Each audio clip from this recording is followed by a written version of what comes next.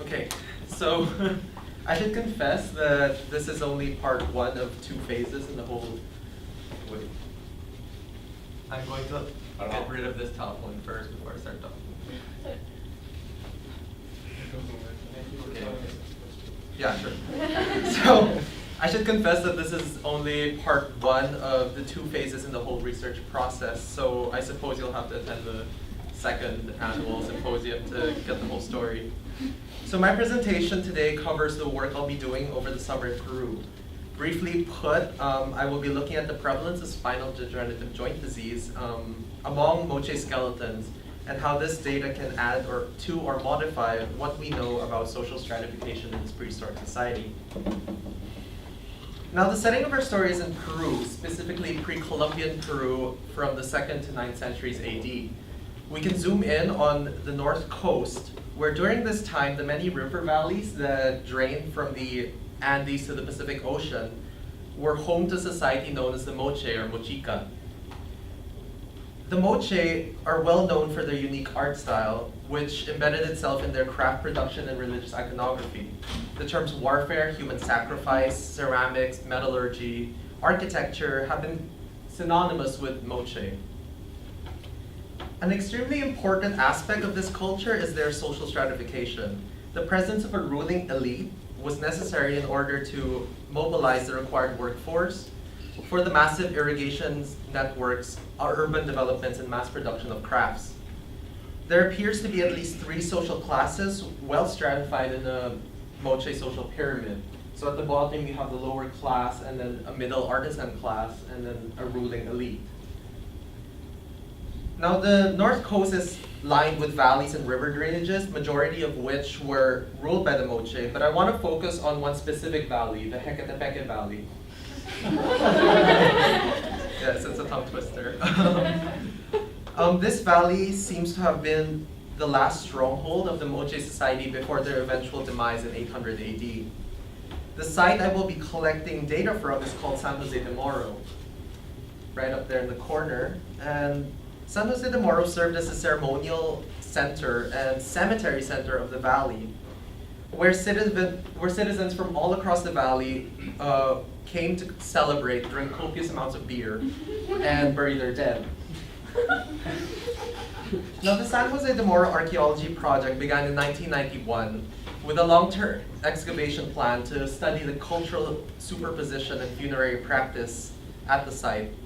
Although hundreds of skeletons have been uncovered and documented, there has been only one study conducted with an osteological focus, which has yet to be published. Mine will be the second analysis specific to the bones, and the first to use a paleopathological approach. There are three distinguishable types of burials present in San Jose de Moro. The prevailing assumption has been that the amount of resources and construction effort invested in the graves is directly proportional to the status during life of the individual interred. Pit tombs are the simplest.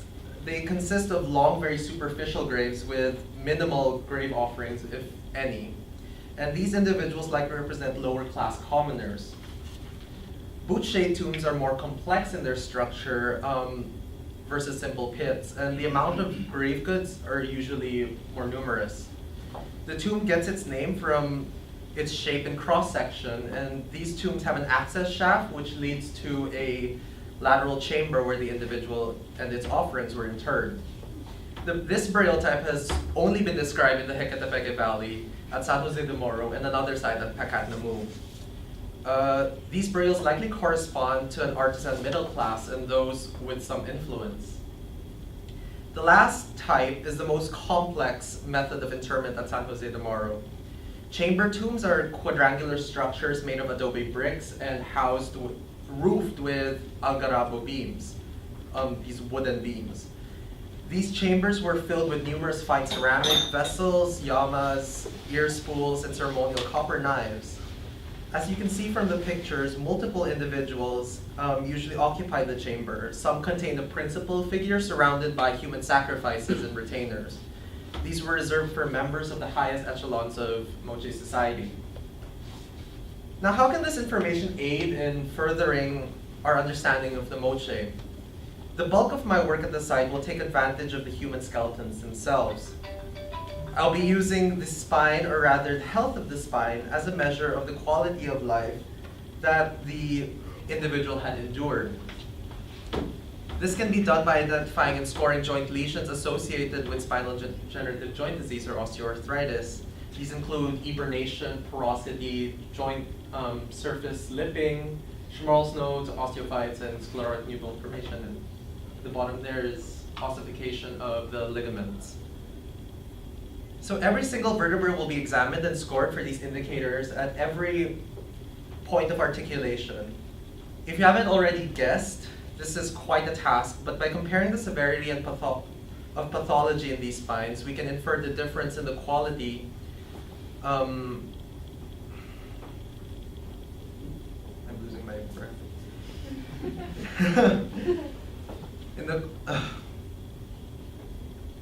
In the quality of life of these people. I'm interested in what this data can show us about Moche social stratification. I would expect lower class commoners to have more degenerated spines versus elite members. If the opposite is true, then what does that mean for how we currently understand the social hierarchy of these people? Could it mean the elite may have started off as everyday workers and earned their status much later in life? Or could the physical activities of the elite have been as demanding or even more so than their subjects? These are the questions that I will be answering over the next 8 months. And I appreciate you taking the time to listen. Thank you very much.